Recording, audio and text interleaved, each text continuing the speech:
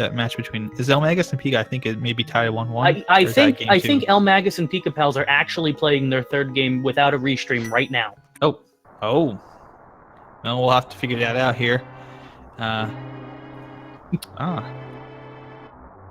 You can see what's in this opening chest here, and it's 300 rupees to start with. So it is not the earliest possible boots, but it's some spending cash. Indeed, and we will not get boots here. Boots are not a weapon. Well, boots are a weapon with these two, but not in the defeating Aga sense. Or even defeating this early part of the game sense. Boots defeat gravity, that's about it. 3 light world crystals.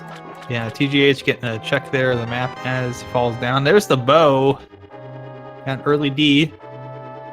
Yep, early bow, and we already know that Eastern Palace is a crystal, so I have a sneaking suspicion that these runners are just fine with their dark rooms.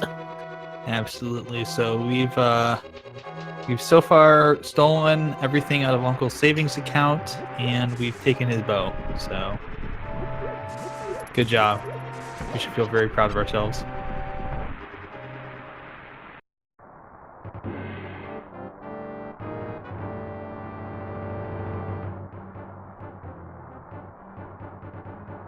These two are going to be showing off a lot of really advanced movement tech that you don't see most runners doing. Well, Gazelle gets a 8 bomb drop there.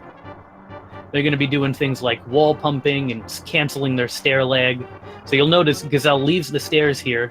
She immediately heads sideways to avoid about a few frames, about half a second maybe of delay when you come out of the stairs. Yeah, it's very very interesting. We get to see a lot of, I'd say like advanced tech probably, because you won't see a lot of people, especially people who are starting out, you won't see them kind of pick up on a lot of these things. Absolutely. They're very, very hard to see sometimes. Like you're kind of looking and you're like, oh, I don't see what this wall pumping thing is. But once you see it, you realize what's going on with that. You kind of understand the tech a little bit better.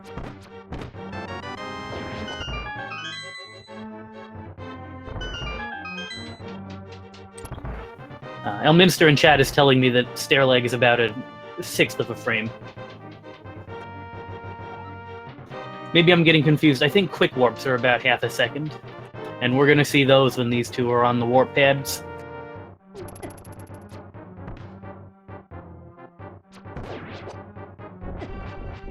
Absolutely. We did pick up a sword in that chest. So maybe just a big 20 here. Still got a key, so we're down a map and 3 items. 4 items, actually.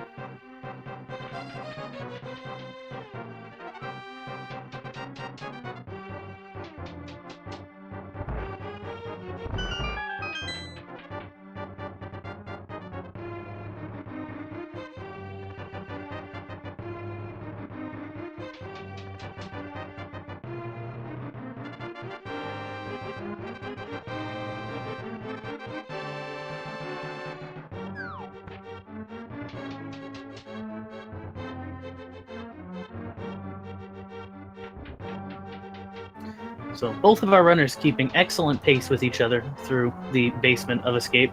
They both have that 8 bomb drop at this point. Yep. No worries with the bombs here.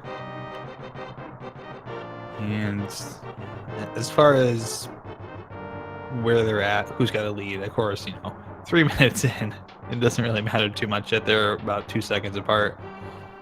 Nope. But, boy, if they somehow hold this gap through the whole race and it's like 2 seconds going into GT or something like that, it's gonna be super exciting. Yep.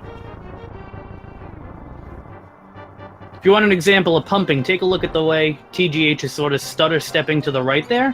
When you're traveling up or left, you travel 2 pixel, 1 pixel, 2 pixel, 1 pixel. But every time you put that diagonal input in, you reset to 2 pixels. So if you stutter in the air or against a wall, you'll gain a couple of frames worth of movement. It's a lot more obvious to see the pumping when it's in the air than when it's up against a wall.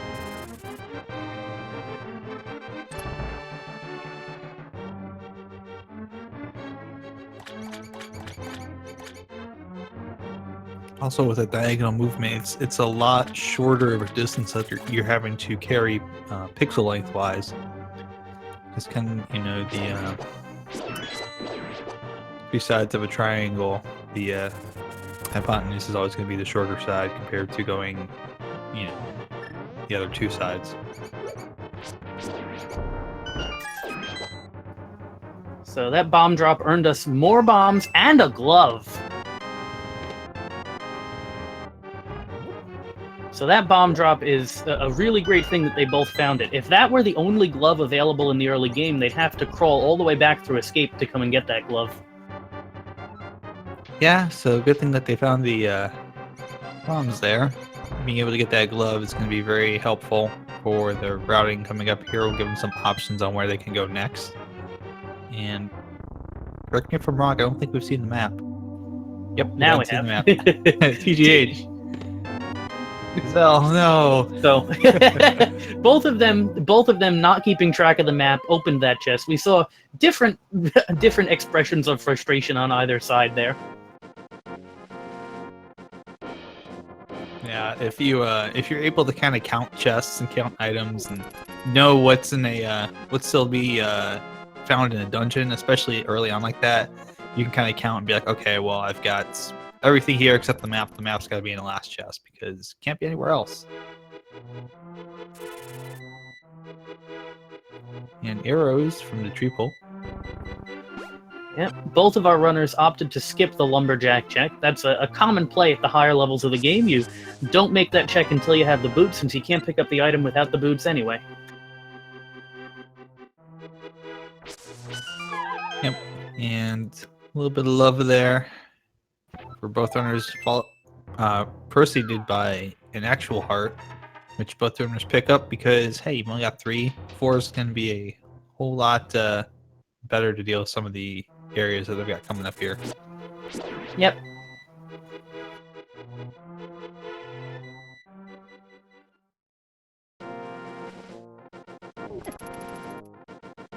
And of course, now we're seeing the traditional Kakariko play, usually selected early because it's a very item-dense location as far as chests to open and things to do.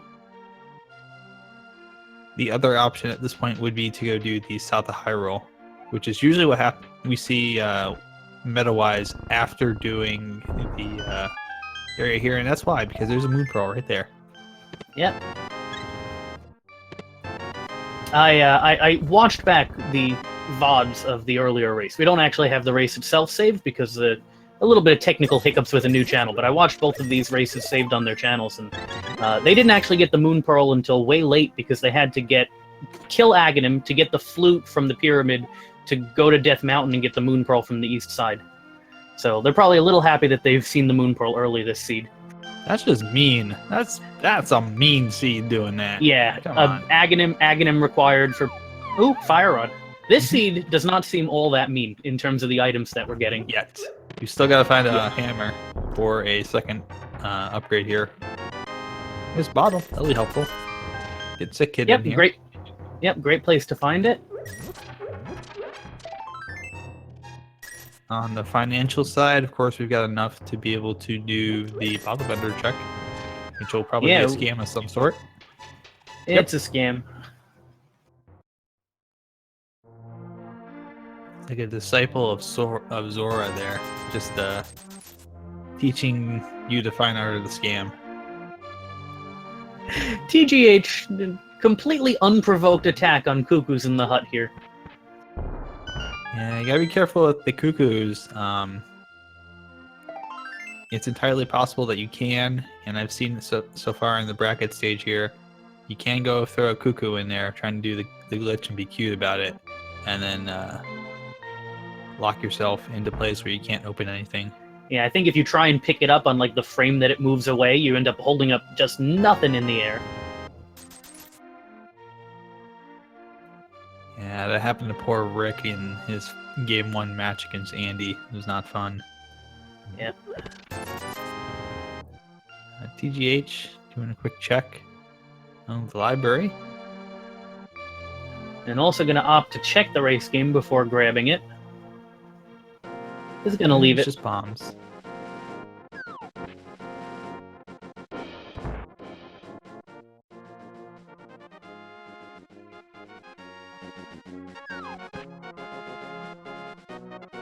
That's a good question. I don't know if I recall TGH actually checking the sick kid. I don't think he did.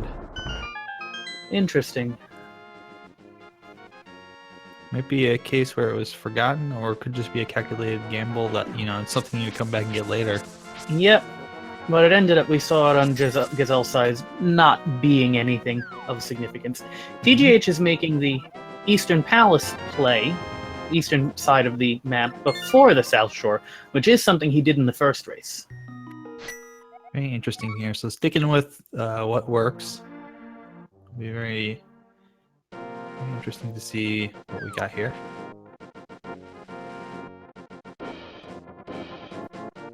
Oh, silvers. That's nice.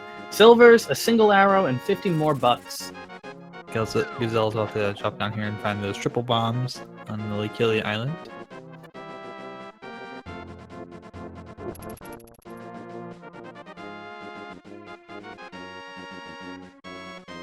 Yeah, it's kind of interesting if TGH did not go check sick kid. I don't think he did. Maybe thinking that it'll be able to be routed in later. Yeah, but with all the village outcast stuff. But yeah, it is kind of a thing, where it's like, hey, you can go check it right now. Yeah, you have to walk right by it to get to the tavern anyway, and TGH did do the tavern. Mm-hmm.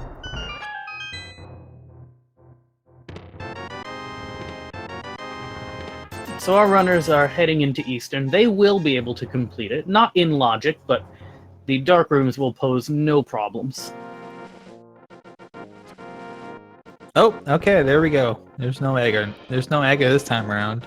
That's a Titan Smith. There's almost certainly no Aga. We still yes. have the potential trolls if we need Aga to get to the east side of the Dark World, or if we need Aga to get to the Pyramid Ferry, which is locking the hammer. But almost certainly no Aga. So we're at about like 98% no Aga.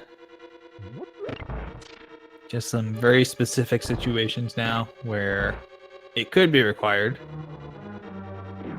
But if we find that hammer before too long, it won't be a driving concern.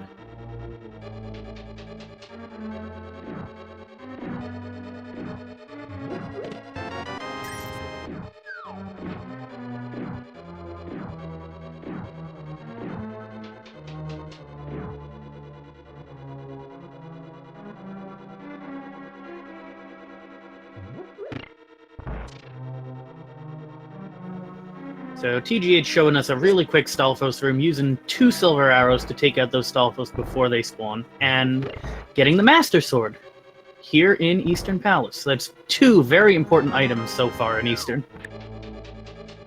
Yes, indeed.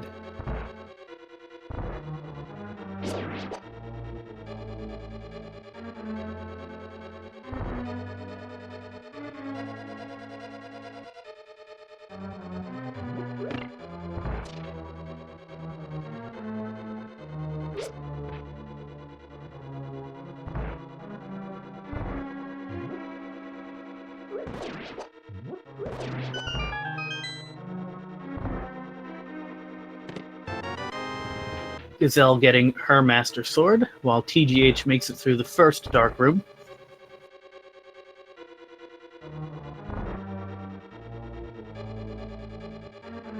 And going to see what's in the chest.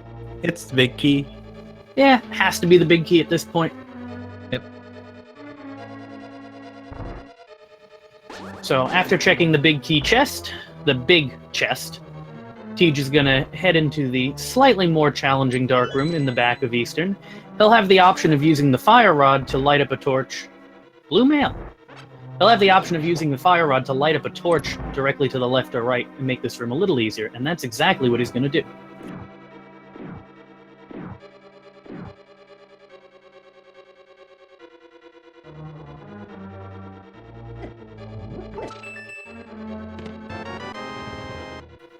Yep, this was a loaded Eastern Palace. Bunch of great finds.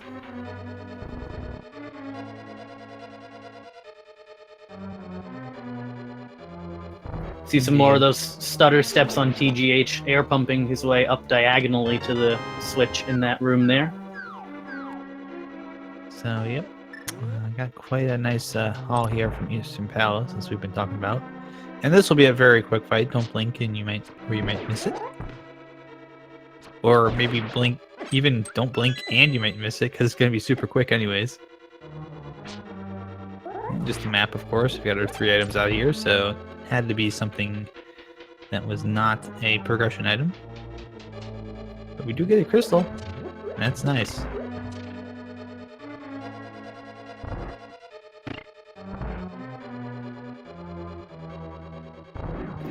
So Tej with our first crystal at around 15.5 minutes, and we already have both gloves, Dark World access, Master Sword even, Blue Mail. Still, we don't have those boots. I know. We're,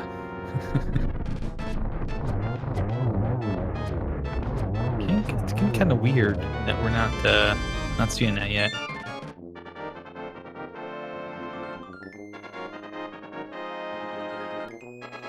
And Gazelle less than a minute behind picking up her first crystal.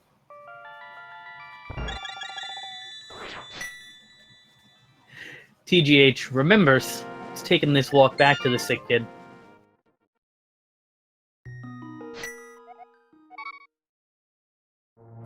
So Tej had to put a little bit of time into doing that, but he will have the relief of knowing that it's not hanging over his head.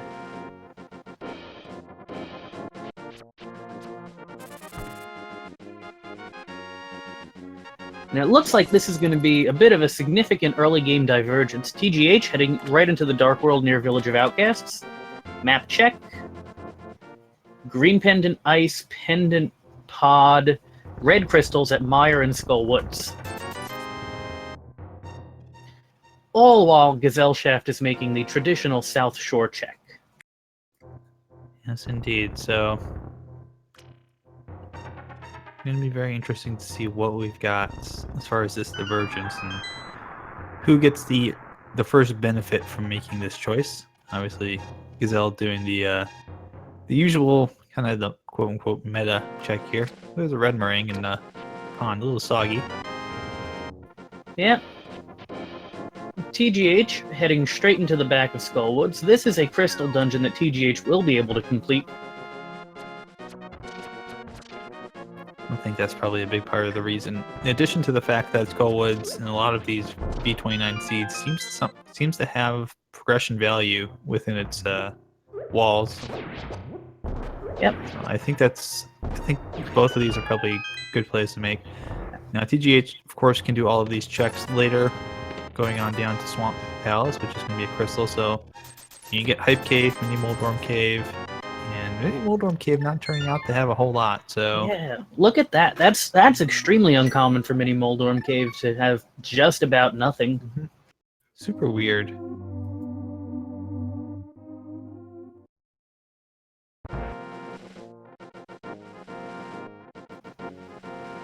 So, if I were in TGH's shoes, I'd be afraid of Mothula, but that's because I'm me and not him. I don't think TGH is going to have much problem with Mothula. I don't think so either. It's going to be very interesting to see where Gazelle goes next. But TGH obviously going to be going to the back here, taking care of everyone's favorite bug. Get that second crystal.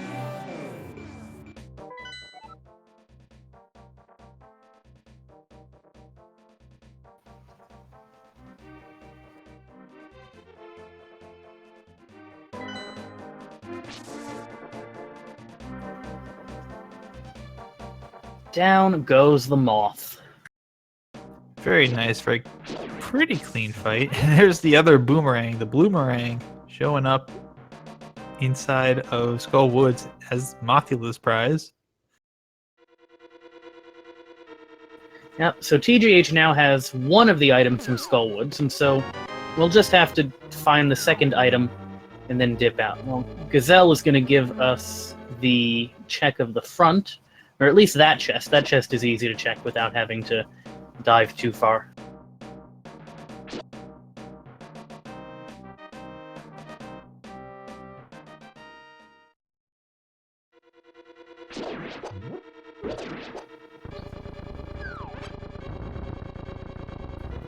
The other Skullwood's item is remaining unfound for now. Well, at some point we are going to have to find it, but Yep.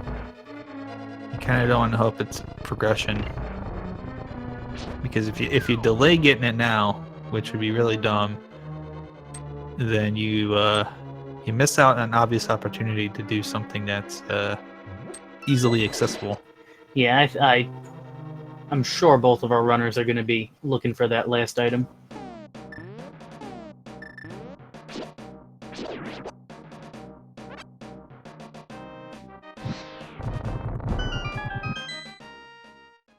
Yeah, TGH's gonna go right back in and go hunting for it. Yep, he'll get not the item here, it's the map.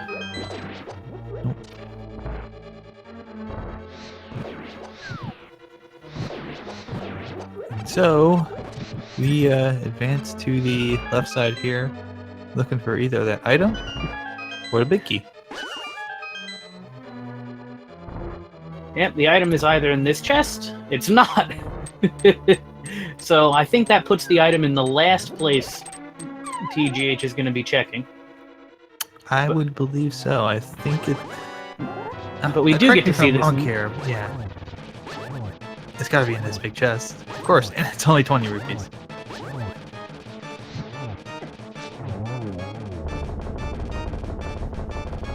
TGH and Gazelle are both practiced with those quick setup bomb jumps where you drop the bomb as you're walking up to the pit and then line up while the bomb is in the process of getting ready to explode.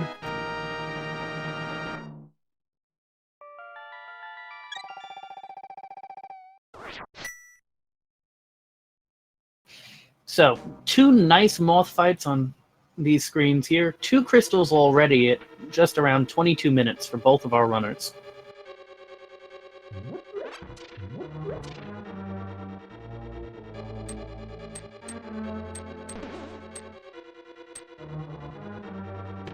That's a pretty good start. We've got Desert Palace, Tower of Hera, Mire, Turtle Rock, and Swamp Palace to go. So we are unfortunately going to be skipping out on the super. Actually, not skipping out on the super quick Thieves Town clear. We may yet see that. TGH picking up the lamp in that first chest.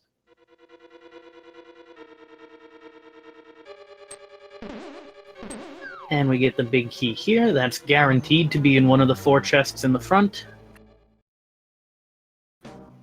Lamp in Pendant Thieves Town.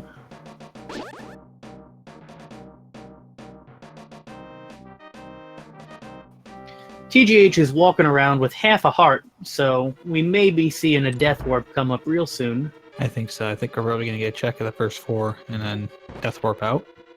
So what's in the 4th chest? Bottle of green goo. Green goo. So we've got 2 items out of the front of Thieves Town. And again, a really nice bomb jump setup on Gesellschaft's side.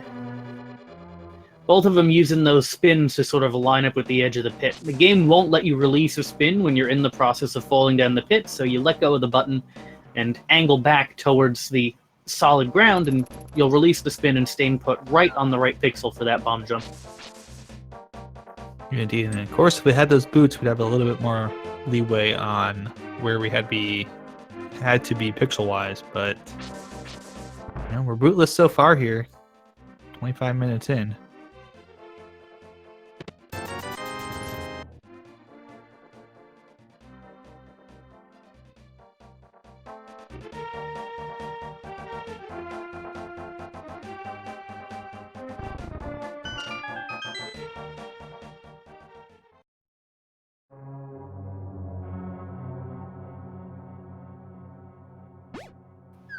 So we're going to see the digging game here on TGH's side. You are guaranteed to get the item in 1 to 30 digs, and the number of digs will be the same for both runners. And that is really something from the digging game. We dig up a buried hammer. Very nice. So now Aghanim is definitely dead.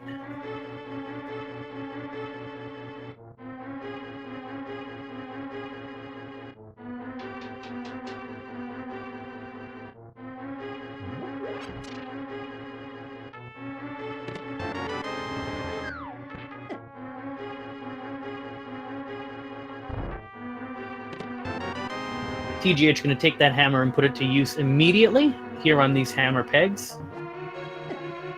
Yep, still looking for the hook shot or the mirror to be able to really do a whole lot with Death Mountain at this point. Yep.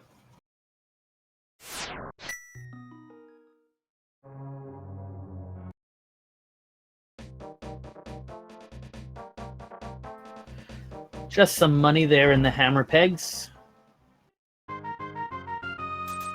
I think our frog friend's going on a little tour of the world here. Yeah, and Chad is pointing out that I neglected that neither of our runners checked the lumberjack, so long as that stays on the table, Aga is not completely dead. Absolutely. Always a chance that something important like flute could be there, hookshot could be there. You never know. Yeah. Chad always hopes for Aga seeds, but I'll be real honest with you, I don't like watching Aga seeds. It's just, let's send our runners to do 6 minutes of boring stuff. With these two, you can at least take some joy in watching the execution of the tower. But it's just, 6 minutes of climbing up that thing.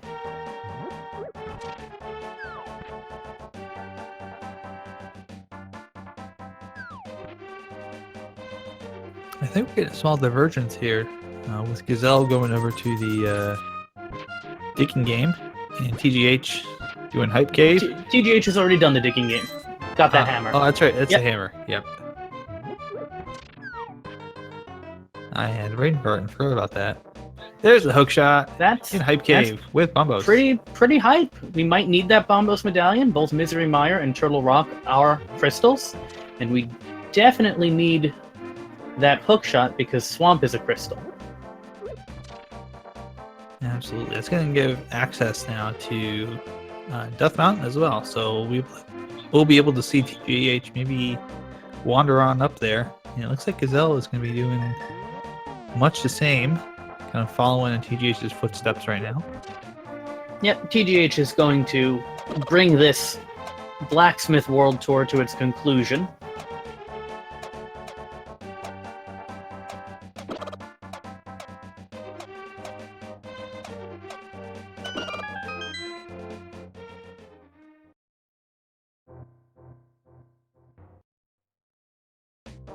And we'll get to see what the reward is for returning our friend from a very scary dark world.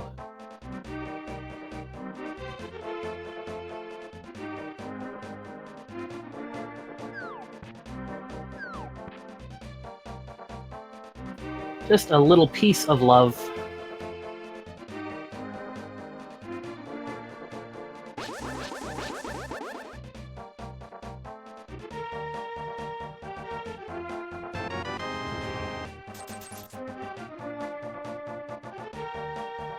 Without the boots, Tej is going to show us some use of the hookshot for overworld movement.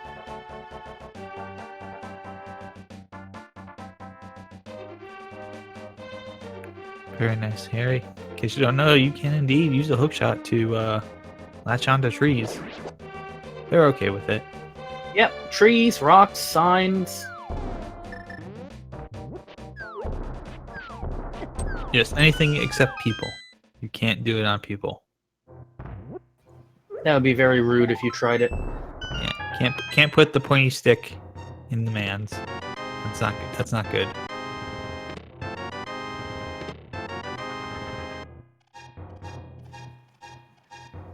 Though the game does call it the tickle beam, does it not? Like if it's on the pedestal, the tickle beam sleeps again? It might be.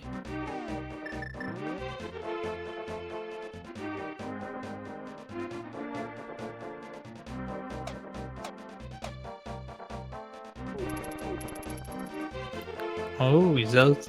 Gonna go up and check the pyramid ledge. Yep, this is a divergence. This is something TGH has not done. And Gazelle could continue on the way up to the catfish, too. Yes, indeed.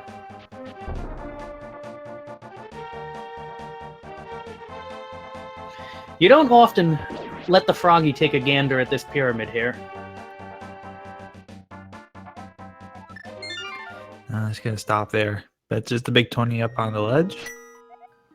Yeah, the catfish is quite a long walk for one item. Often, you'll see runners combo it with Zora if they have the mirror and the flippers at the time. But no mirror yet.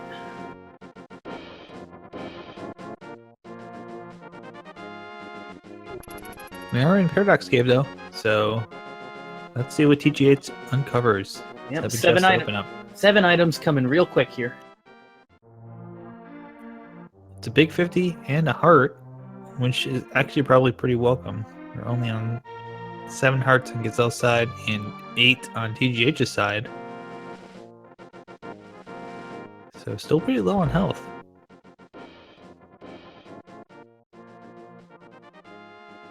And so far just rupees. An arrow upgrade, more rupees. Wow. Oh man. So both Moldorm caves, the mini one and the Paradox one, with nothing really. That's extremely uncommon. Yeah, these high saturation locations are just turning up empty. Yeah. Everything except the hype cave has actually been a bust.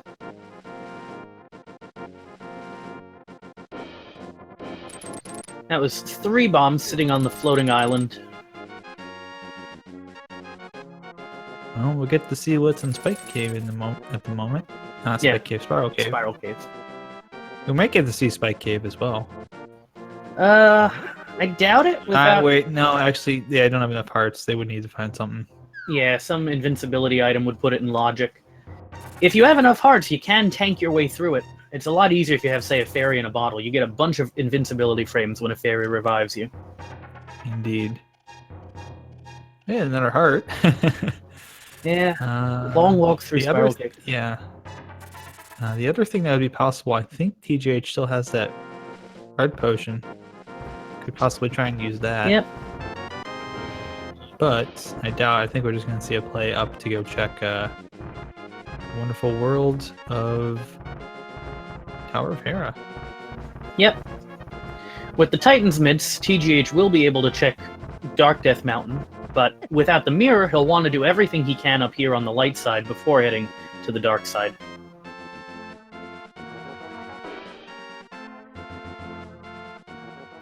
Yeah, I did notice that little stutter from TGH for just a moment when he went into Spiral Cave. Kind of thinking maybe he forgot for just half a second about Tower of Hera, and then was like, wait, no, I want to go there. Oh, shoot. No, we'll just finish this and go back up. Yep.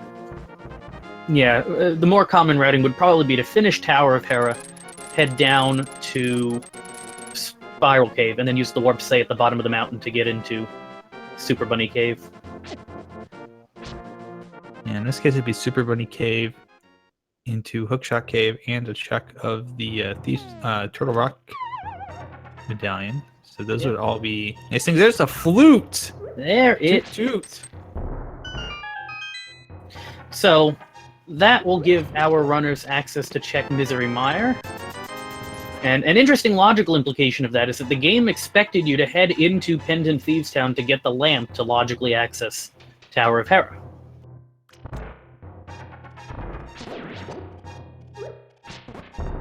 It sure did.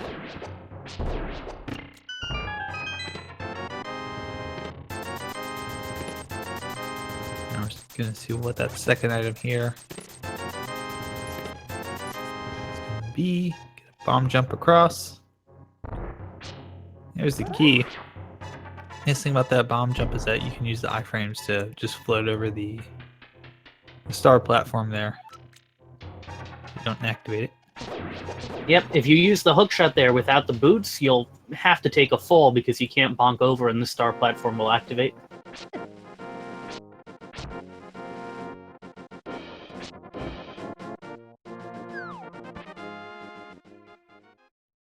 Gazelle is doing the same thing with Spiral Cave first, so it's not going to cost any time on TGH's side.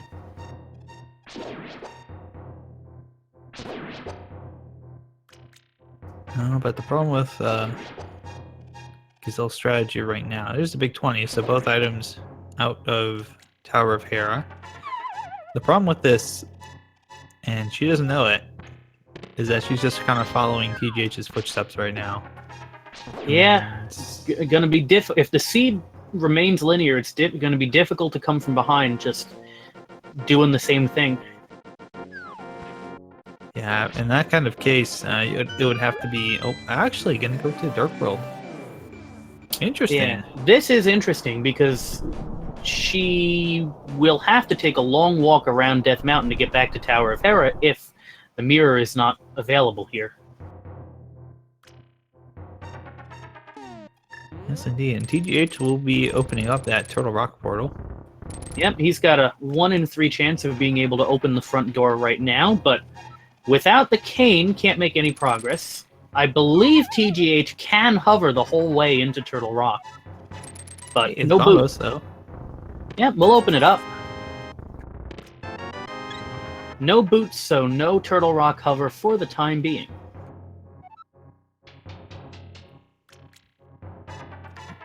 That is true. I kind of think we might not get to see that big of a hover. We might see some hovers in other places, but... Well, we might see the boots right here in Hookshot Cave. Oh boy. And they're Now both... it's big 20 start. Yeah, they're both in Hookshot Cave at the same time.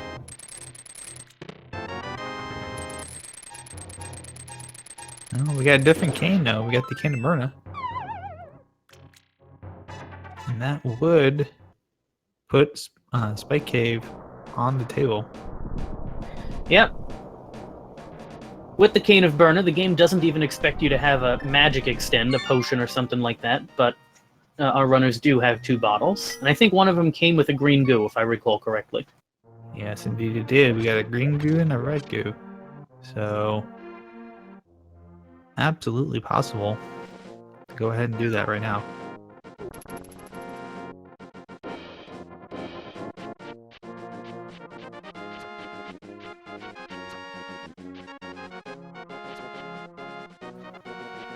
Gazelle is heading in the direction of Ice Rod Cave, and also the place where you do your fake flipper to check the flipper lock locations.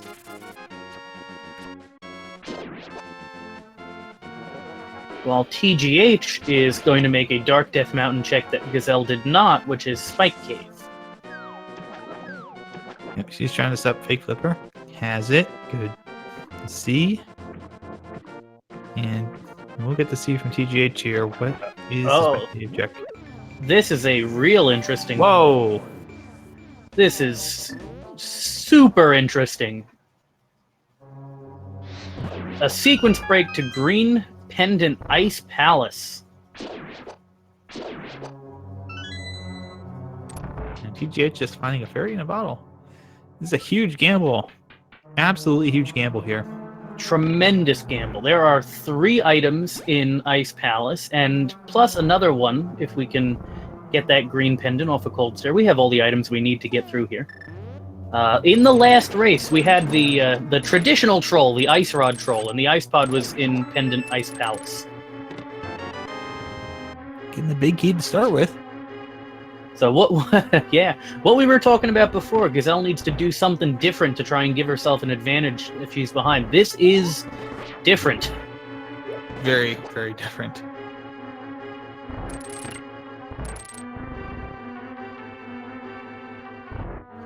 She did skip out on Tower of Hera, so she does not have the flute that TGH does, and is activating right now.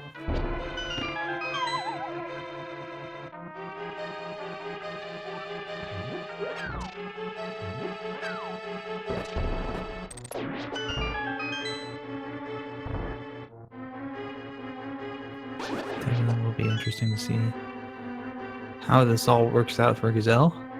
Versus where does TGH go next with three pendants done, 3 crystals done. Desert.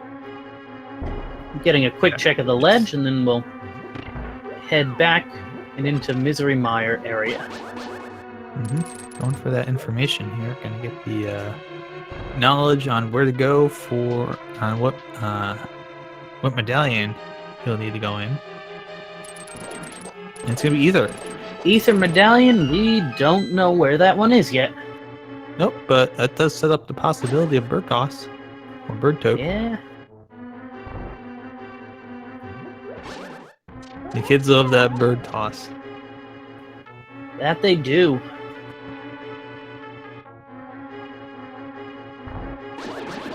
So unfortunately, TGH gonna have to save and quit out of there. Won't be able to do anything else.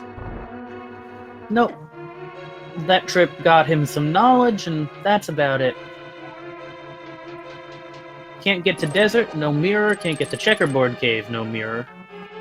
So looks like Palace of Darkness is gonna be the play. Yep. So both of our runners are going to be in pendant dungeons at the same time, with the interesting distinction that Gazelle is sequence broken with the fake flippers to get here to ice. And so far, I don't think we've seen anything out of here. Nope. Red mail. That's nice, but not Nice, necessarily required. Yeah, that alone will not make this gamble worth it. I guess that's kind of French vanilla, a male in its vanilla dungeon. That's true. Yeah, she may be gambling something on the pendant here. Yep. So this is as I mentioned, it's a 4-item check once we get that green pendant.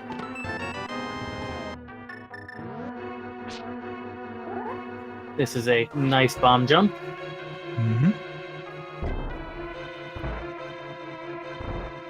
Making a quick trip over to Ice Tea Room. Yeah, really great Ice Palace routing here.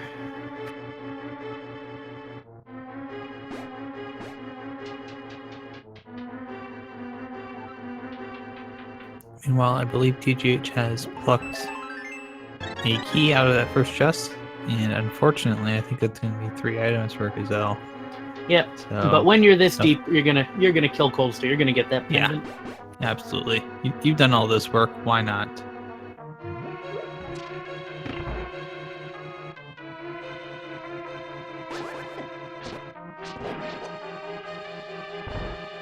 Mushroom. Hello.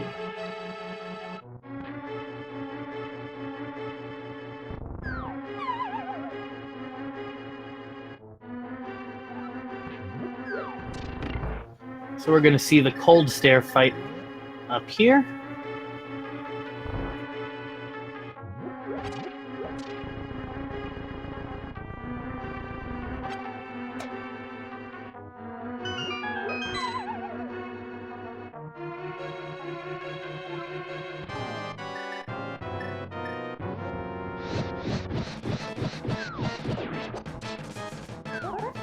Master Sword Cold Stare, not the easiest fight in the game. Gonna see Hammer strats instead. Hammer does Tempered Sword damage.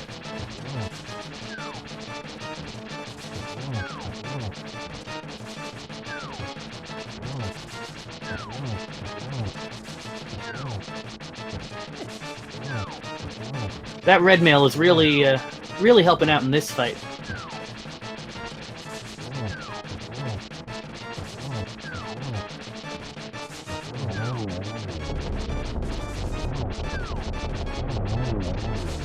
Absolutely. Gonna get to see. Oh, there we go.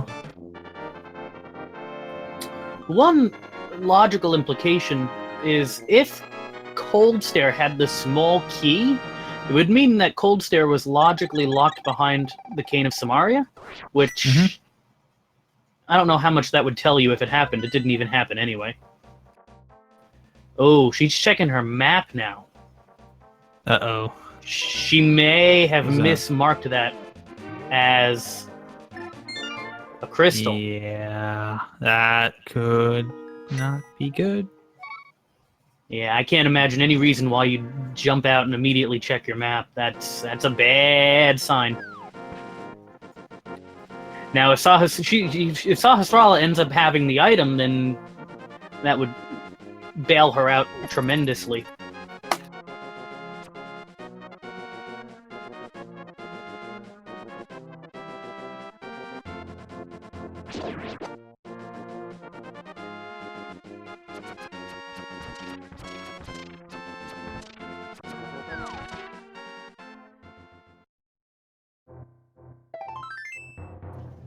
Nope. That's unfortunate.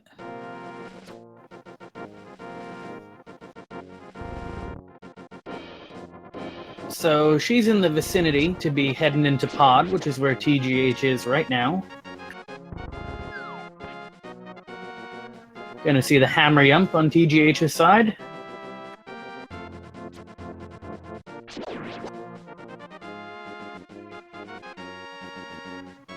Gonna see an attempted hammer yump, at least at first.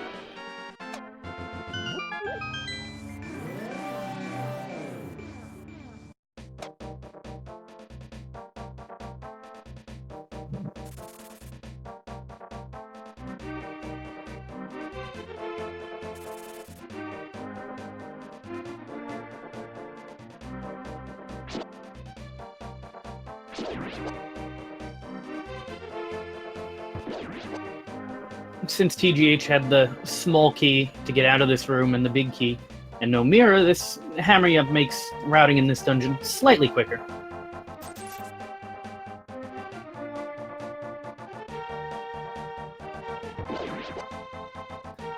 It'll definitely be very interesting here to see what TGH does after completing Palace of Darkness. We'll have some options. Yep.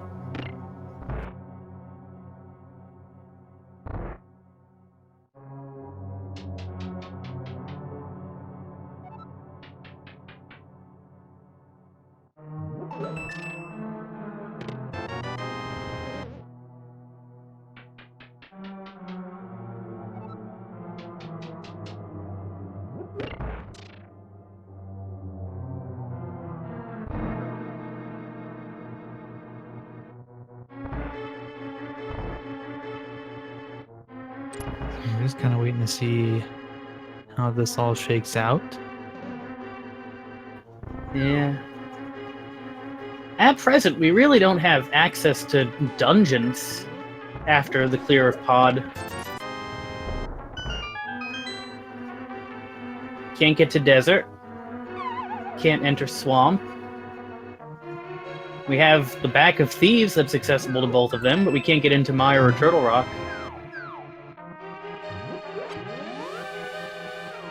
Gazelle does have Hera left. And that's a check she'll want to make sooner rather than later because the flute is there.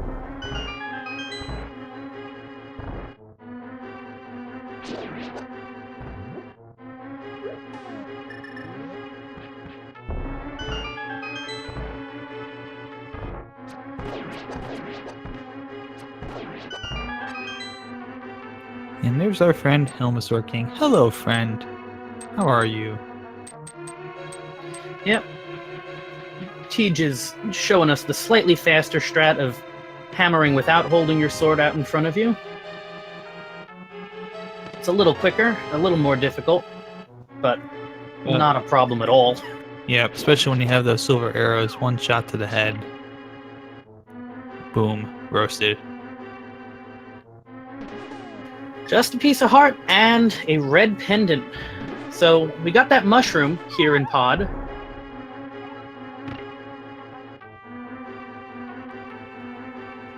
That's about it. We got a pendant on each side. And quite a few items that could be on that pedestal.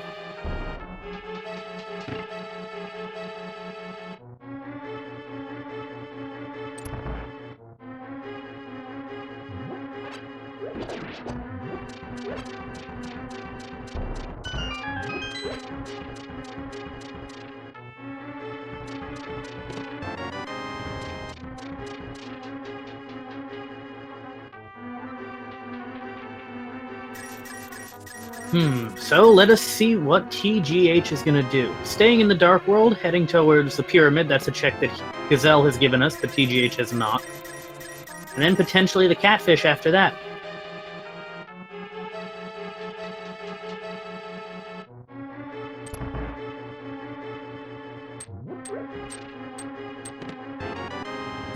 Yep. Will be interesting to see if TGH goes to Catfish at this point. Or if he saves and quits. No, he's gonna keep going. So maybe Catfish is in the cards here. Let's check. Yeah, so this seed was very generous at the start, and now we are hunting for that item that's going to tell us where to go next.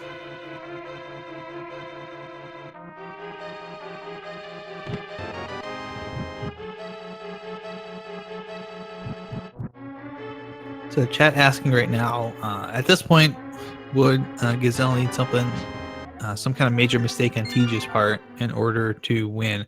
And the answer to that is no. I would say no. It would, mistake certainly would help if that's the case, but she just needs to go ahead and make the right play and get the next big progression item, because that's what they're both looking for at this point. Either runner having a lot of luck. Half magic for TGH. Nice. Nice, not that big progression item. The only time half magic can have logic implications is if you don't have any other way to extend your magic and the game expects you to do Spike Cave with the cape. You have to do a screen transition, Gazelle. Gazelle, please. Now is not the time to forget about screen transitions. We're getting a little bit of a high five there as our runners screen transition. Both going after the mushroom. And it's only a big 20. So, Pod got us nothing other than a pendant. Nope.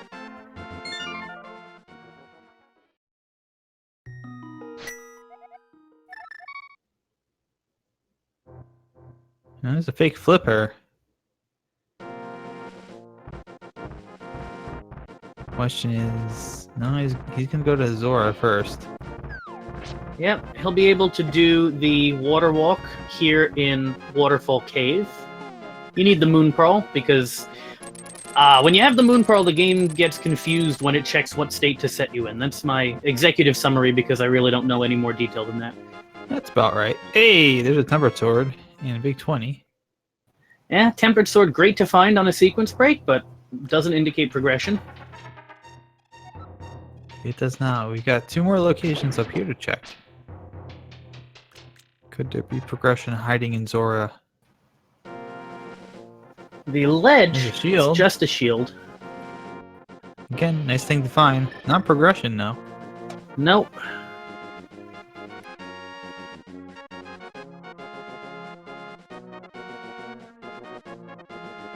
Come on, Gazelle is going to be going. Getting that flute. Zor. Oh, nope. Zor with the big scam. 10 sticks of wood. Or, I guess, sticks of silver. Now. Yeah. Still probably not worth it. You've got to find that mirror. That's going to be very important for getting into Desert Palace, doing some Misery Mire checks, and for Swamp Palace. Yeah.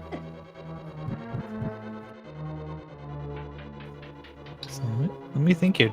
Is TGH going to make the play to go into the second half of Thieves Town? Try and complete that? Yeah, there are still 2 items there, and there's really nothing else on this side of the world unless, well, I was going to say unless he grabs the purple chest, but I imagine he's going to go into Thieves Town first, and then if nothing turns up there, get the purple chest.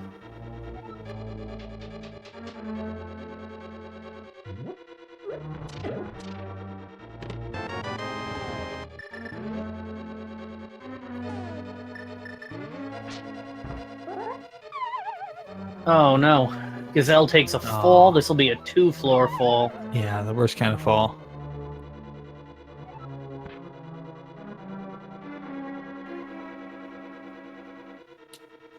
2-floor fall without an easy Yeah, no, easy yeah, way to no. get out.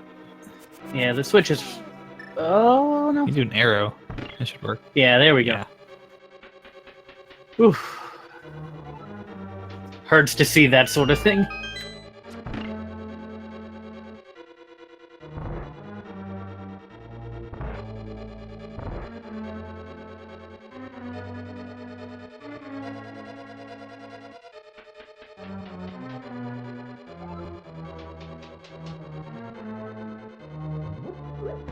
TGH up to the attic of Thieves Town. I mean, I would feel like we've got to find something here. Yeah, it's either here or it's like Agina or something like that. 'Cause we are starting to run out of locations for progression at this point.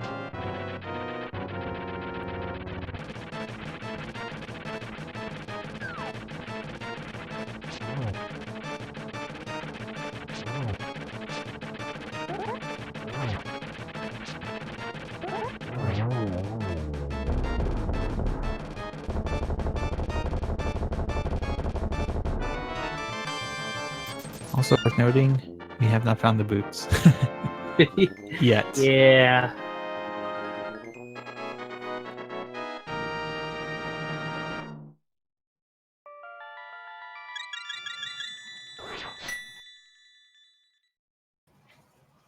So, down here in the basement of Thieves Town.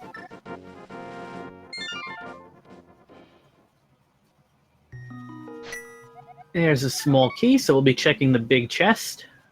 That does mean that the last two locations should have items here.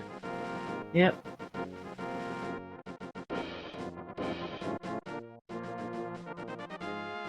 That's something. There's the red cane in the big chest of Thieves Town. That gives us access to Turtle Rock. Wow.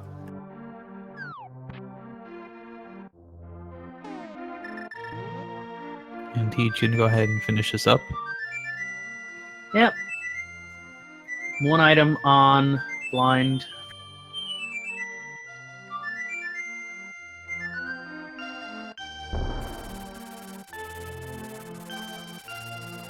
Oh, blind. You and your puns. Gazelle is in the right area, but she's gonna flute away. Faster she gets into Thieves Town to get that cane. Yeah, she hasn't been over here yet, so doesn't know that it's not a thing. Yep. And she set up the spooky action glitch by entering the portal from the bottom, but she won't be able to get into Mire. She had a 1 in 3 chance of heading into Mire with the medallion she has.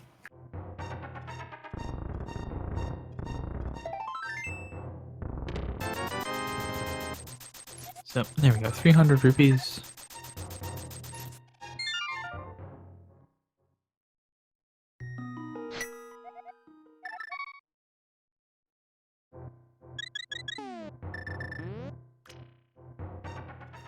Tej is going to make that South Shore check that he did not do way in the early game. It's about time, Tej. Yeah, and so he's going to give away some of the time that Gazelle had invested into that, while Gazelle might be heading into Thieves Town right now. This will make this race quite a bit closer. Yeah, absolutely.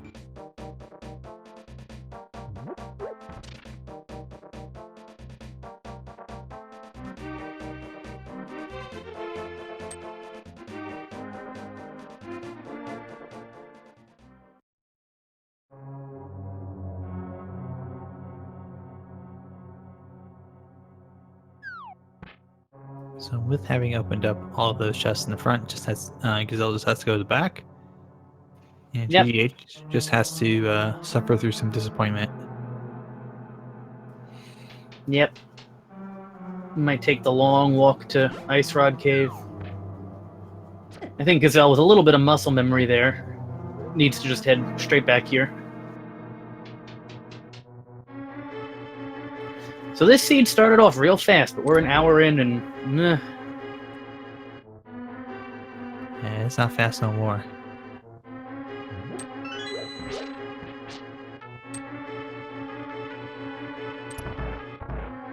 So we still have Ice Rod, Ether, Flippers, Mirror, all on the table.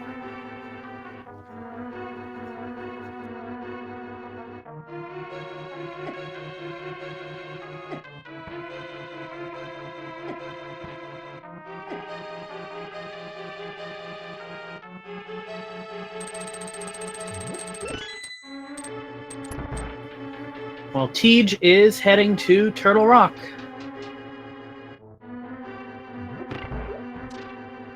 I think that's got to be the play once you have that red cane.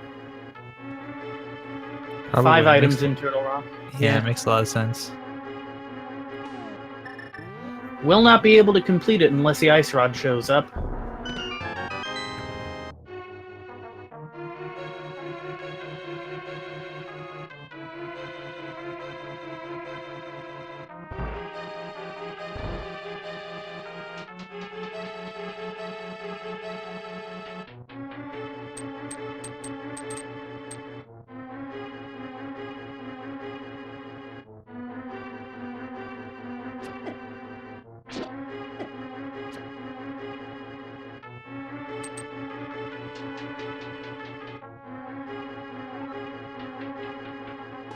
So, let us see what is in Turtle Rock. I have to imagine that this is the progression. I'm kind of running out of places where it can be, so... Yep. Turtle Rock is going to hold on to its secrets a little longer, giving us the map in the first chest. And we'll get to see what is in the next 2 chests over here. One of them's got to be a key, because we need one to get further back. But it'll be interesting to see what's in the other chest. Gazelle picking up the King Samaria. Yep.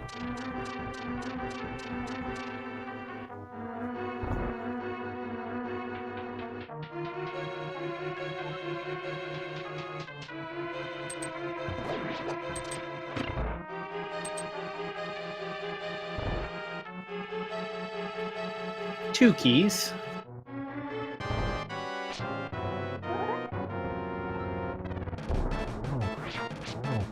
Well, that's not bad.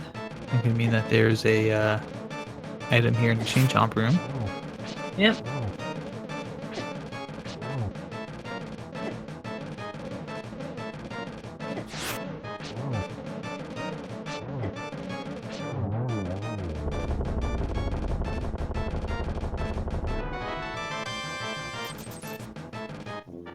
It's just the big key, so that means that the big key, of course, won't be in its vanilla location, so might be an item there. Could be. Could be a compass. That'd be fun. Yes. Yeah, let's go all the way on to the island and waste the key to open this up. Oh, it's a compass. Well, I feel stupid now. Eh. It can still be the right play, even if it doesn't pay off. Right. I have to tell myself that all the time when I'm playing Randomizer, that just because it doesn't pay off doesn't mean it was the wrong play. Right, because most of your plays aren't going to pay off, so... Yeah, 216 locations, and only a handful of them are going to have the stuff you need. Hey, we're at the key to, Key for a key. Could have been worse. Yep. We've already seen the single arrow, but I think there might be a green rupee or 2 remaining. Could be a bug net. Everybody loves bug net.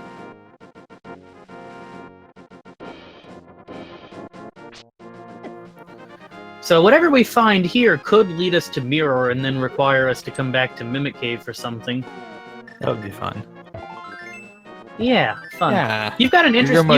Mimic Cave. You've got an interesting definition of fun, Nihon. Well,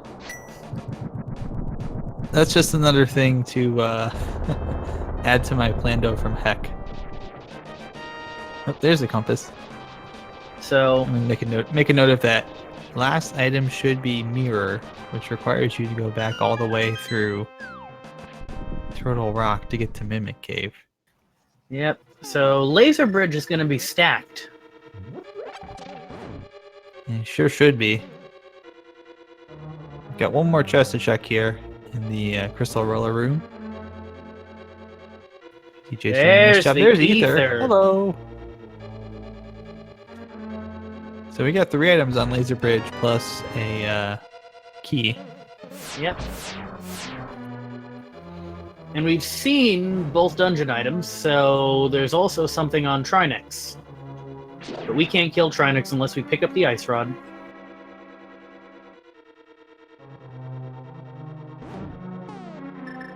Absolutely. So we're gonna have to hope for one of those ice rod laser bridges.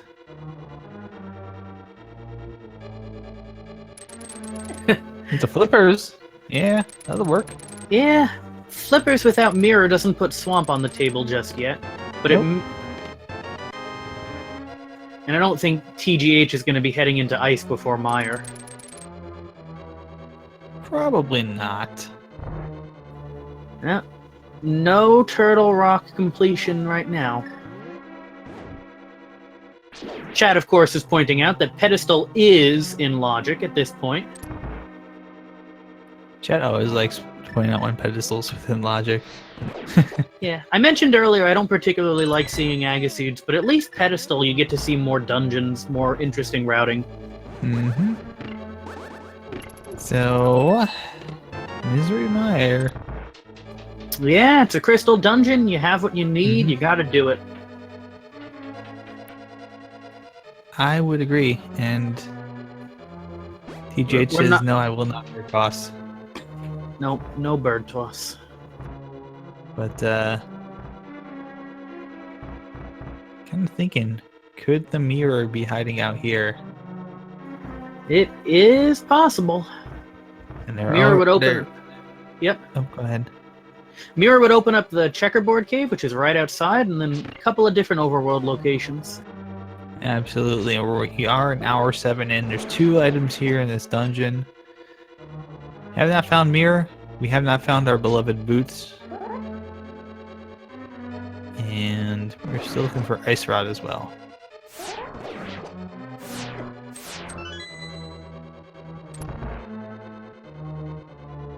That ice rod troll. That thing can be just about anywhere. Yeah, it's one of the worst go mode items you can have, simply because, as you mentioned, Fire, it can be anywhere except on Trinex and in Ganon's Tower. Every single other option within the game is within logic, including some incredibly difficult and hard to find places.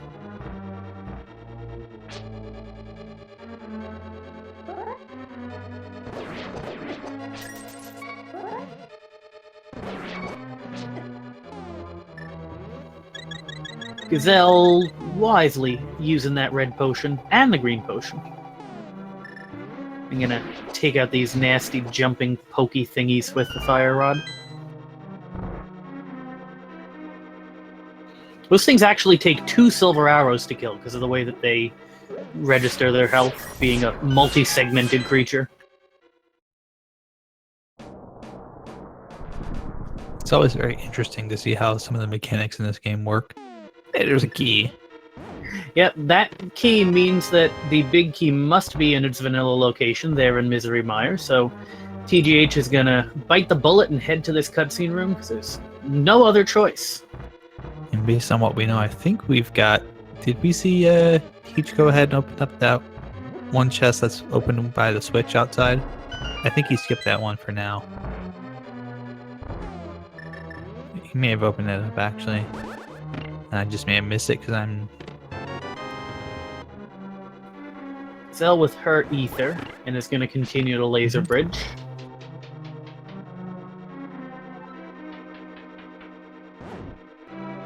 So we come back to TGH about 2.5 hours later that cutscene is finished and gets the big key in its vanilla location.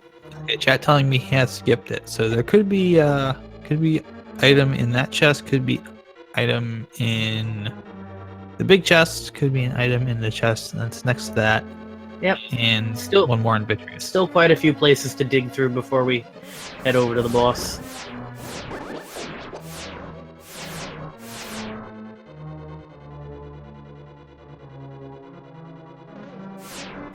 There Oh. it is.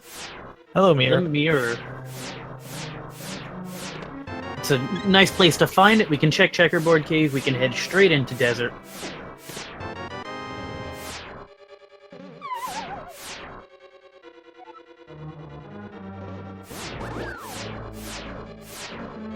And that leaves us an ice rod away from go mode at this point.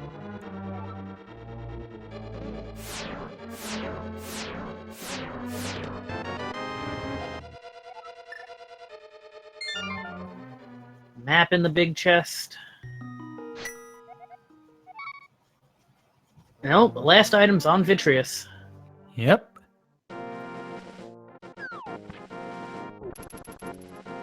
Ped continues to live on. If it's Ice Rod, or if it's some kind of fetch quest item that leads to Ice Rod, we're still good. Yep.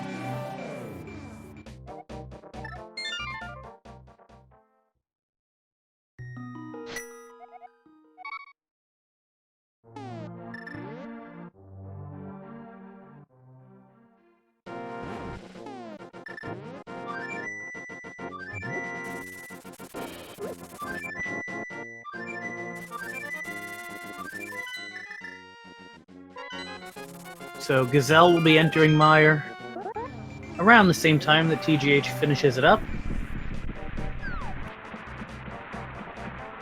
A little bit before, they'll be in Mire at the same time. Did she enter the portal from the south side there? I wasn't paying attention this time. Yeah, I wasn't paying attention either, so I just missed it. I saw her go in. She might have. Because I don't know if we're going to see spooky action or not. Ah, no boots. You need to kick up the dust in order to preserve the That's right. altitude coordinate of the ancilla or something like that.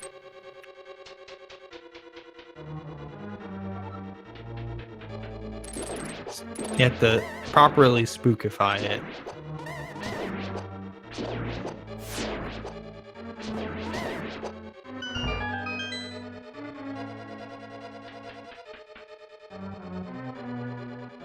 And of course, TGH with the great, quick, Vitreous fight with the silver arrows. And gets 5 more bomb capacity. So, Mirror here in Mire, and that was it. That's still a pretty big find, considering what that's going to open up for our runners.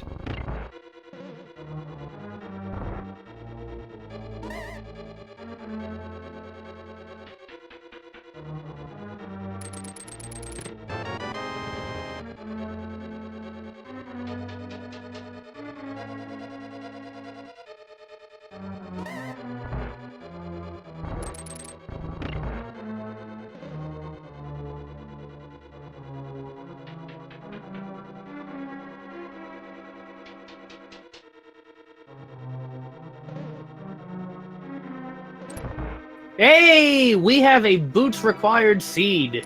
Woohoo!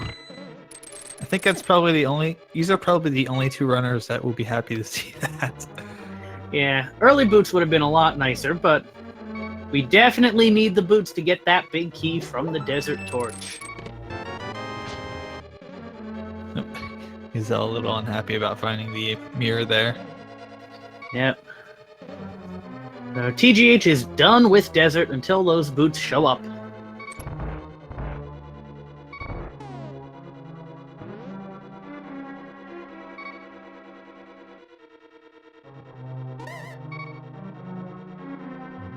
Yeah, there's the ice rod. So that is a logically required double dip in Turtle Rock, at least.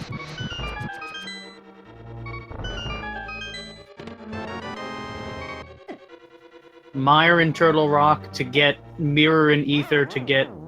Ooh, I think that was an intentional Death Warp.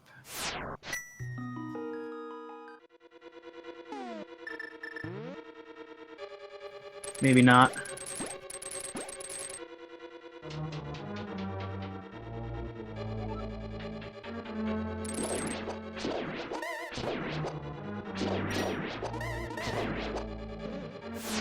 Was intentional. Okay. Yep.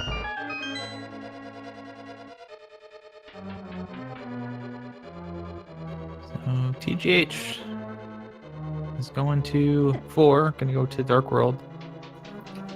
Swamp? Swamp. Maybe Pyramid Fairy is open. Yep. Could check that first and then go into Swamp. Yeah.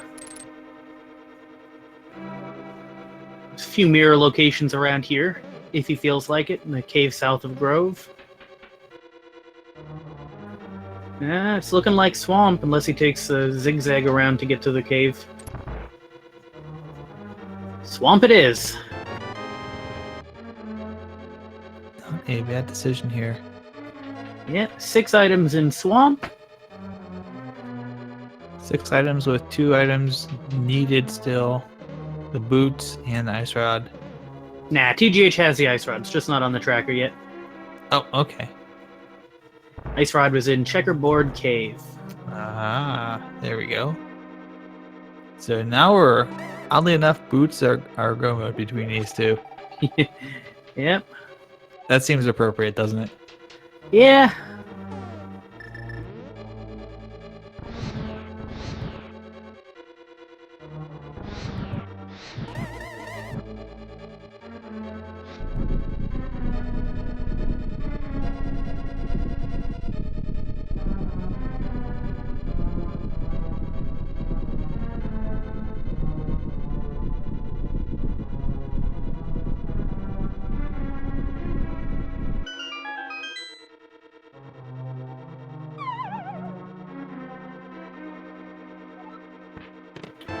Gazelle with the big key in the vanilla location after sitting through that cutscene.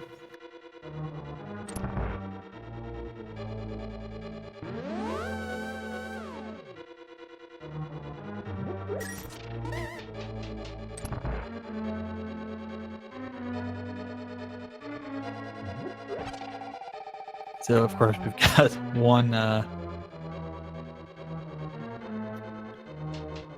chest taken down and nothing really in it that we're looking for. They're not the booties. Need a whole bunch of booty.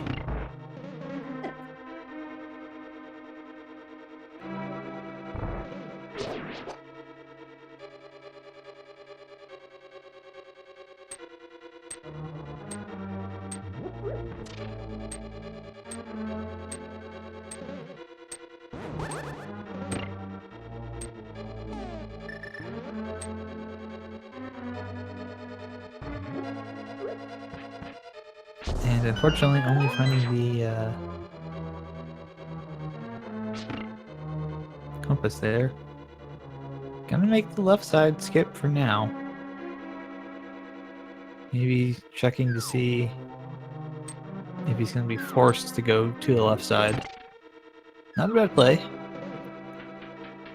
You still got 4 possible items to check here. Yep.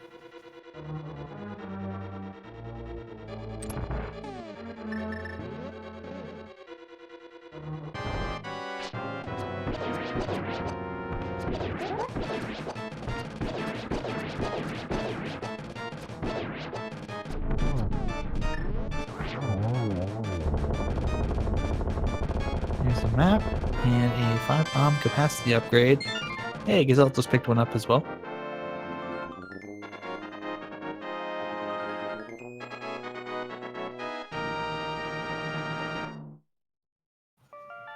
And a little bit of love.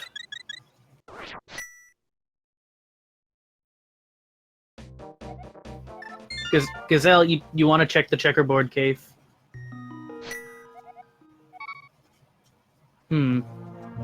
She has not. She's not going to check Checkerboard. She's also not heading into Desert. So she doesn't know that Desert is boots locked. No, but she's gonna go to Swamp Palace. I think she's thinking, yeah, I can do this now.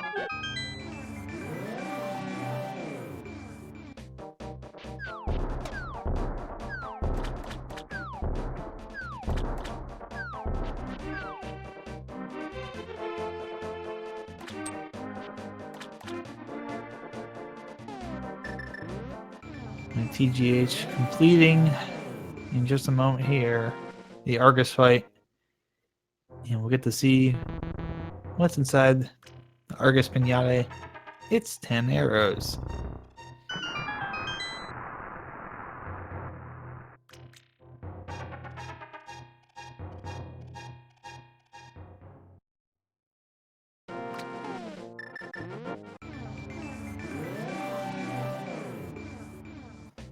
So TGH is heading back into Swamp to check those left side chests.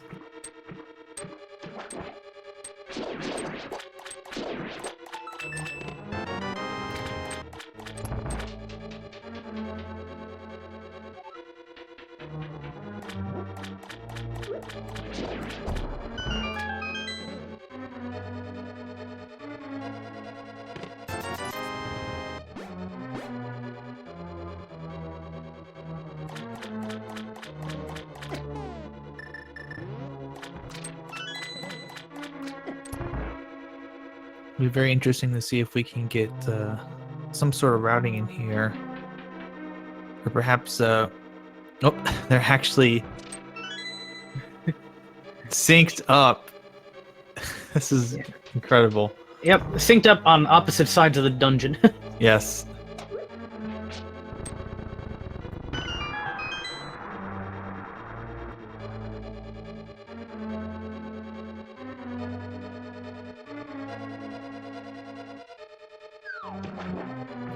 So TGH gonna have a go here. One of these two chests could possibly be the big key, which could open up a third chest, or the big key could be locked inside the chest itself, meaning that it's not necessary to go back.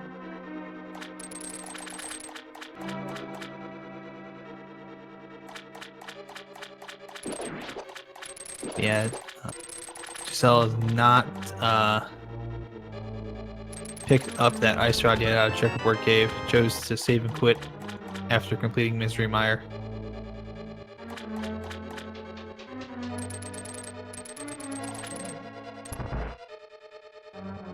So, we're going to take a look at the left side chests here on TGH's side.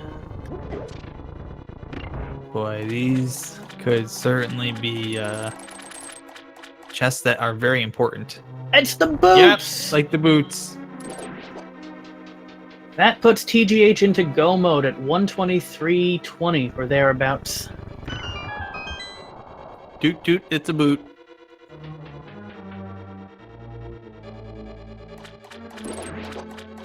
So this definitely puts TGH into the lead to be able to complete Desert Palace and then go do Turtle Rock immediately afterward. Yes.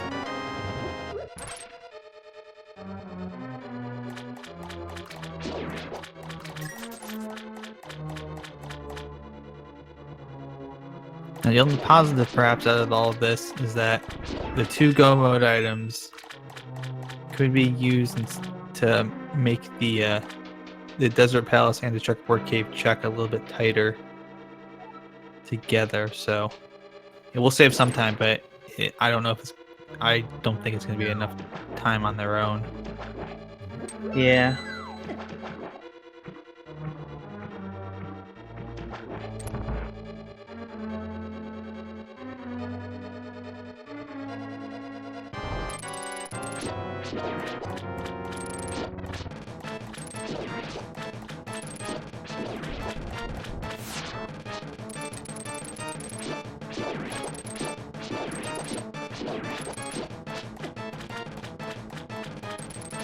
This is just very clean clear so far by TJ. Just taking one tiny little boop there.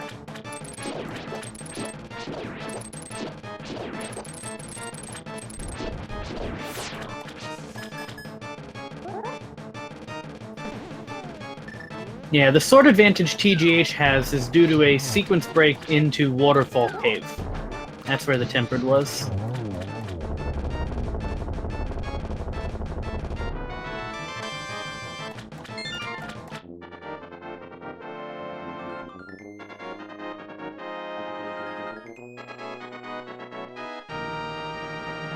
Yeah, having tempered and half magic, it doesn't necessarily give time per se, but it does give TGH a equipment advantage going into these final dungeons in Ganon's Tower and a Ganon fight, which can in turn be converted to time.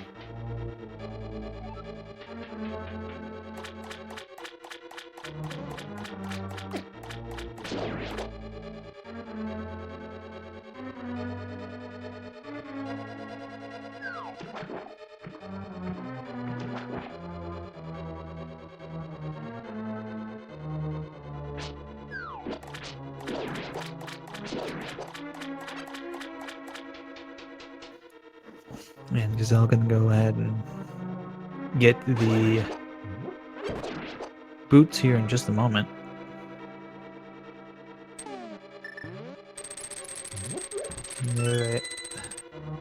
There's the other chest we haven't seen, but we know it's not anything important.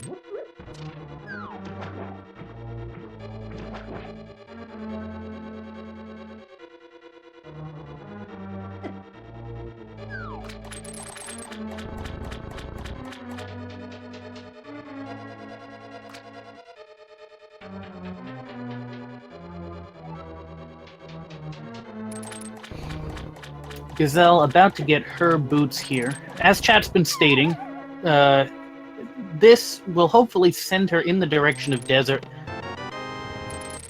She's still going to be checking chests because she is not in go mode. She needs the ice rod, which is in the checkerboard cave.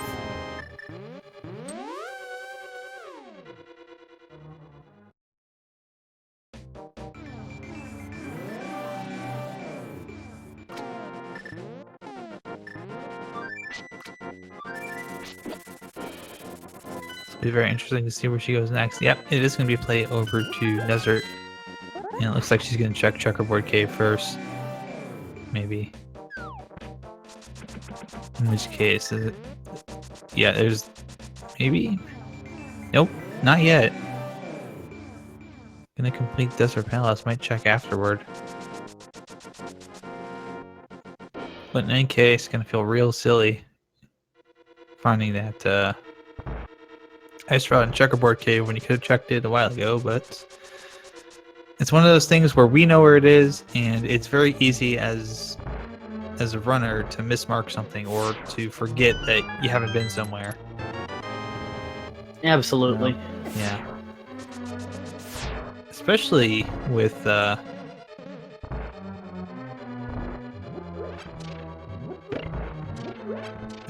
just it being ice rod, and it's such a hard item to find. As TGH makes the left turn to go into the Trinix fight. But the one nice thing is she's gonna be able to clear out with the boots. She's gonna be able to clear this out in one go, so it'll be a little bit faster. But she's gonna also end up probably clearing out more than is necessary. Yes.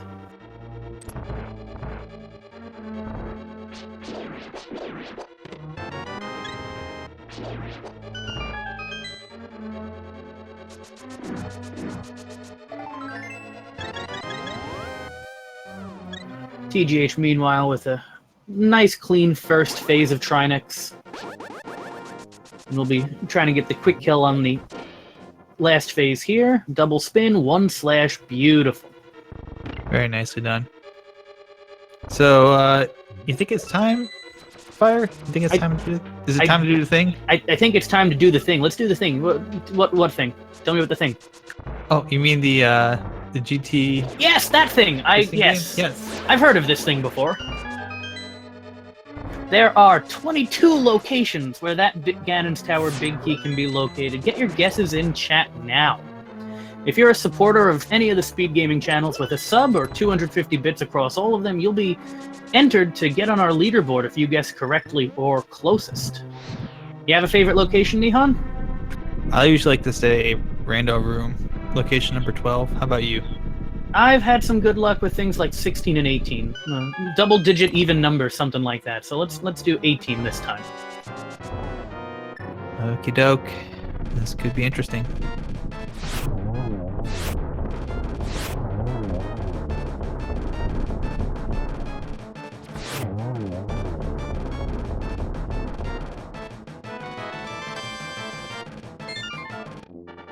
And away we go, starting on the left side here. Yeah, starts at the left side, so Torch will be number 1 this seed.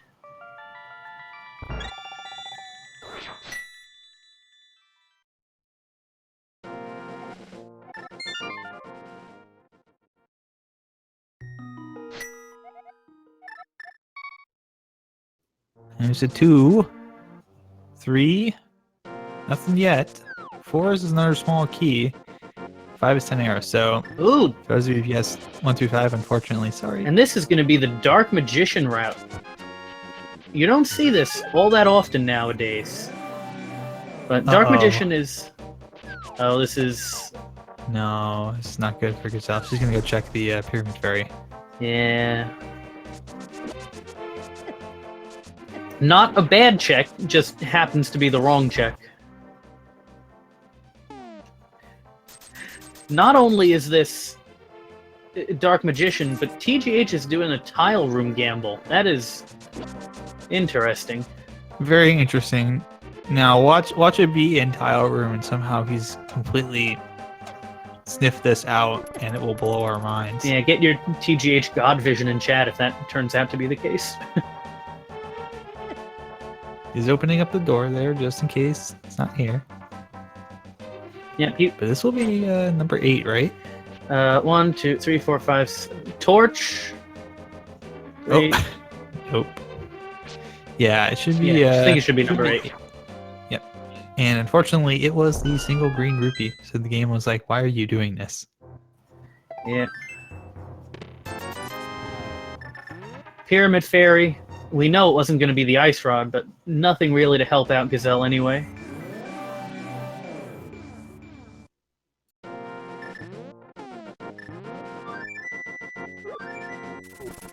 Here's number 9, number 10, 11, and 12. Nope, is not on the right side. So the Tile Room and the Dark Magician not paying off. Oh, but TGH making another decision to continue to go on the right side here. I'm not sure if they did this the first game or not. I didn't pay too much attention toward the end of the last game. Yeah, because they may have had an agreement to set it up this way. What an interesting Ganon's Tower route. Normally I know where the swagnet on the bumper cave. And we're gonna get a lumberjack check here. Oh, we'll finally get to see what's on here. Maybe Gazelle thinking it's lumberjack on lumberjack list. It's just a bottle. Yeah.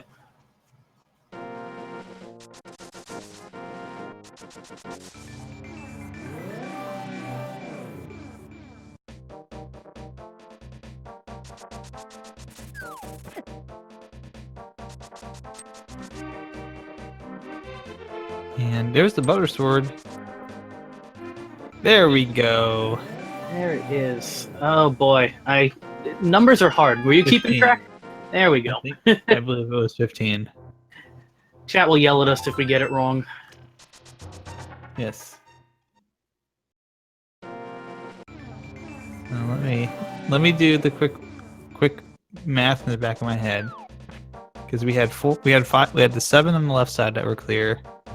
And we had 5 on the right. And then 3 more. Yeah, so 15.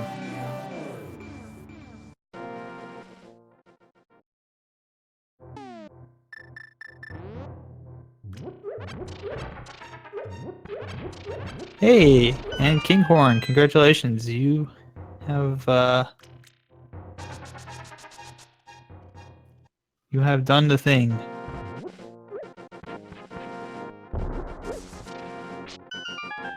So congratulations on your 10th win and showing up on the leaderboard once again, Kinghorn.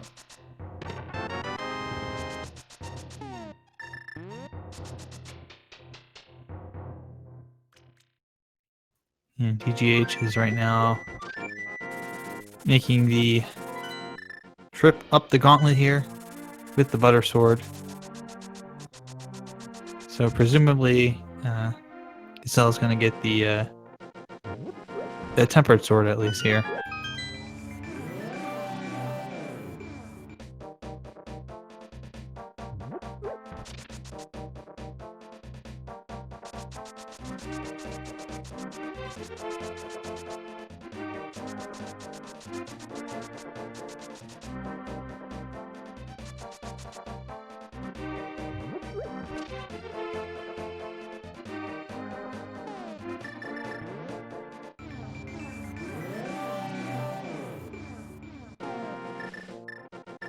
And Gesell, she's just looking for those single item locations now. Has not gone to Checkerboard Cave, unfortunately. Yeah, TGH Yeah. meanwhile has made his way through the gauntlet. Uh-oh. Uh-oh. He Oh. He has a fairy. This will be interesting. He will revive and then fall in the hole. He took that damage while he was in the process of falling. That's the sort of thing that happens in this Japanese 1.0 version. You still are vulnerable while you're in the process of falling. Yes. I think it's also for the... Oh, no. That's a rough find with that book. We got 2 tablets. Yeah, the Japanese 1.0 version keeps your hitbox active while you're falling. It's why the hand in Skull Woods can grab you out of Mothula's pit. Yeah, it has to do with how the game processes things. When you fall into pits and stuff like that, you just move between layers, so it hasn't completely erased your hitbox from that the top layer yet.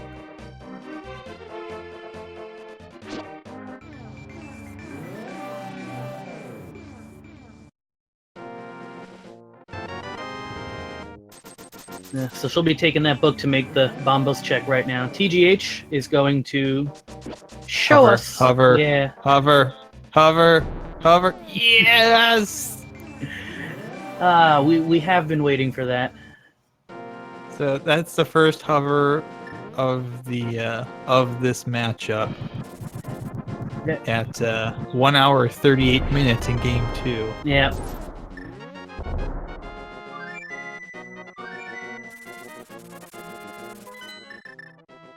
So TGH on to the final exam in geometry.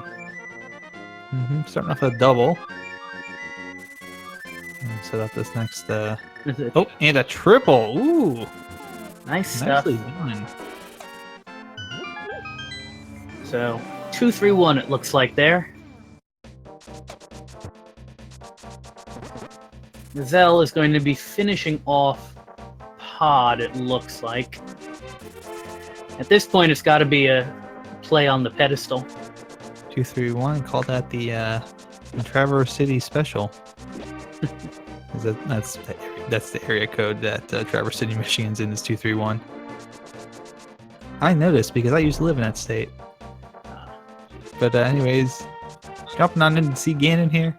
Yep. Start your day with a delicious breakfast created for your incredible insides. Woohoo! Yep. Gazelle knows that if it's not on the pedestal, she's already done, so she's not going to check the pedestal. She's going to kill Helmasaur. And TGH with showing off a little bit more of those boots with the dash strats through Ganon there. total of 6 slashes to get through each of the first 2 phases.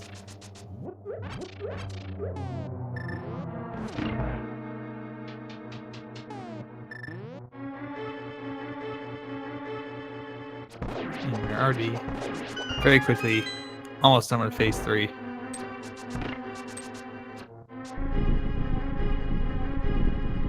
Say, T, did you find the light, the arrows in the light world? Ah, sure.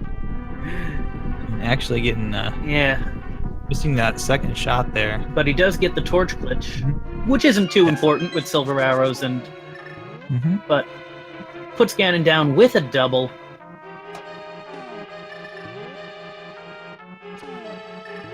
And TGH will finish this up once he walks across the bridge. Yep. And for everyone asking what happened with Gazelle, she did not check checkerboard K for her go mode item, the ice rod.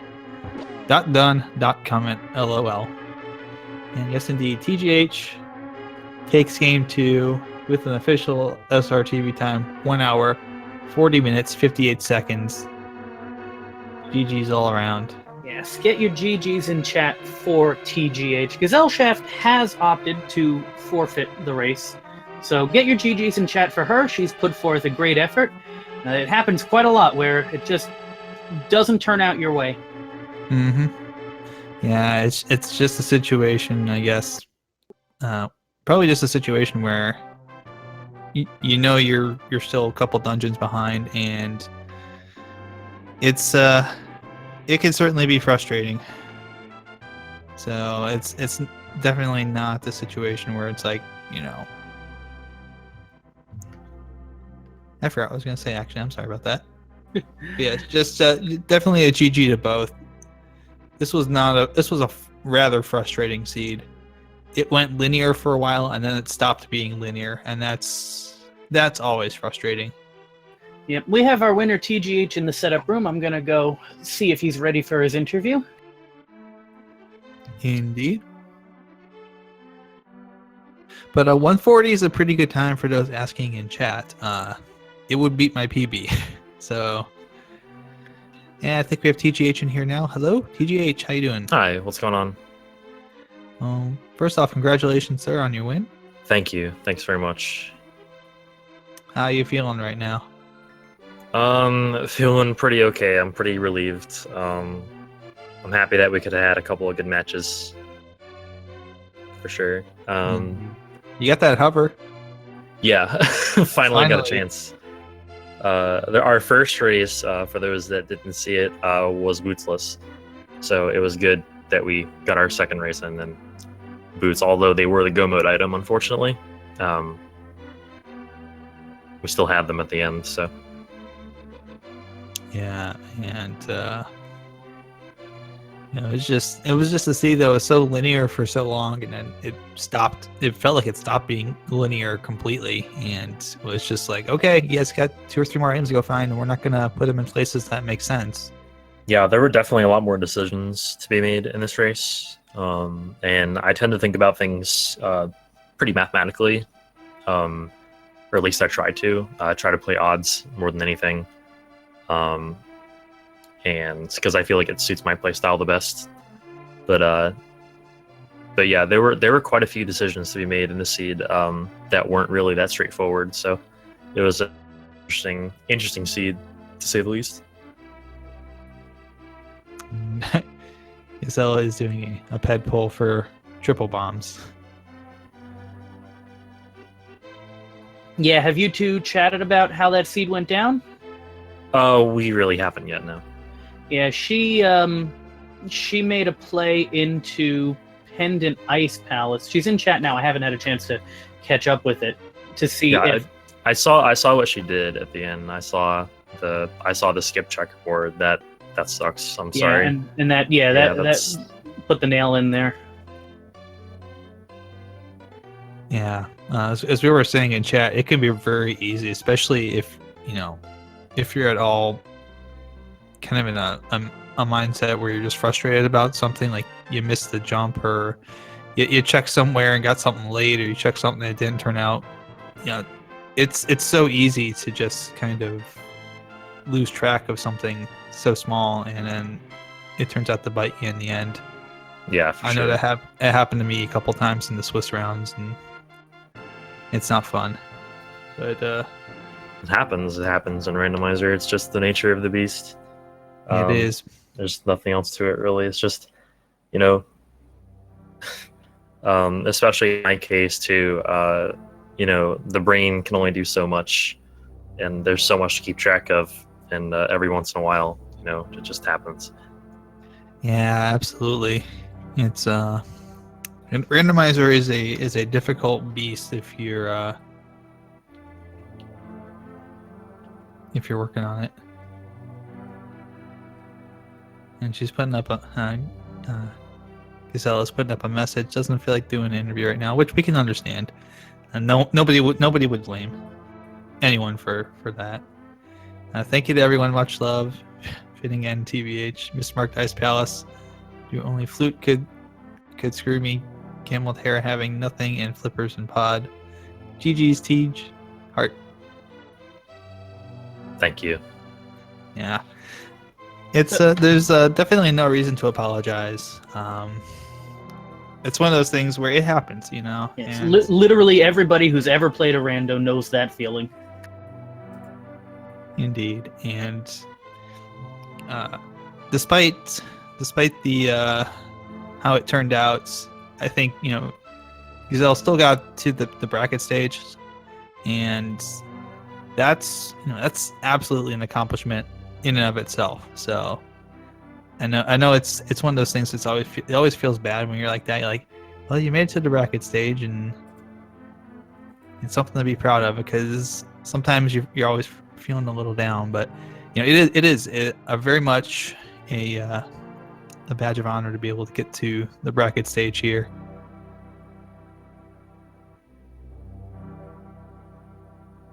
Yes, indeed. TGH, you're going to be facing off against the winner of El Magus and Pika Pals. I think that race actually might have it was not restreamed, so that might actually already be decided. I'm not sure. You have any thoughts? Magus, I believe Magus has won that. Someone in chat mentioned that Magus may have won that. I'm gonna have to double check on that though. TGH, you have any thoughts about that matchup? Who seeded this bracket? We have had some bit. The rando This is decided that we've ridiculous. had a ton of heavyweight matchups in this early round. Not just you and Gesell, but El Magus and Pika. We had DT and ACMLM going at it. Phyllian and AA were paired together. There's a lot of very good runners who are not going to be competing in the round of 64, and there's going to be a lot of runners who, because of the way that the bracket is, this might be their first tournament, and they're already moving on with a chance to get into the top 32. Yeah, for sure. Like, I mean, it's I have my thoughts about random seeding for the tournament.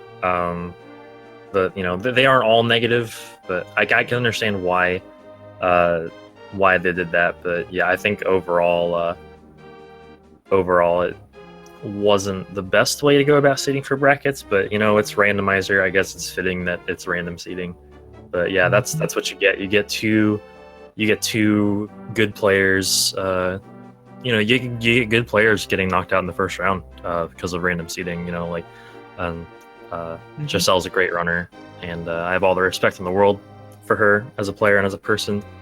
And it's just it's not a good feeling knowing that one of us was going to be out in the first round. And the same as the Benchizi Gem, El Magus, Pika Pals. It's just like matchups like that. It's just it's hard to believe that one of those two players in every bracket or every section of the bracket is going to get knocked out in that first round. Yeah, I think too with the way that the community has grown, and we've got so many runners in general now. We filled, what is it, 512 people signed up for this, and the first time it almost filled up at 256 within a couple hours, and then we had to redo it again, and it filled up in 3 days. Mm-hmm. Yeah, there's a lot of people, a lot of talent out there right now. Got new talent, old talent. So there's thousands of people probably that do rando now, and it's kind of getting to the point where when you have a top 128, you're going to end up leaving out the 129th, and the 129th guys might be some big name or something like that just barely misses the cut.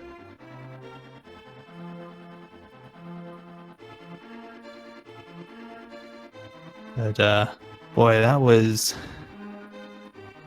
been a great great day and great evening of rando so far. So Absolutely. These two have put forth a great performance. All the races thus far in the brackets have been fantastic. Both of these runners have done a great job, and we'll get their links up in chat so you can throw some follows to both of them.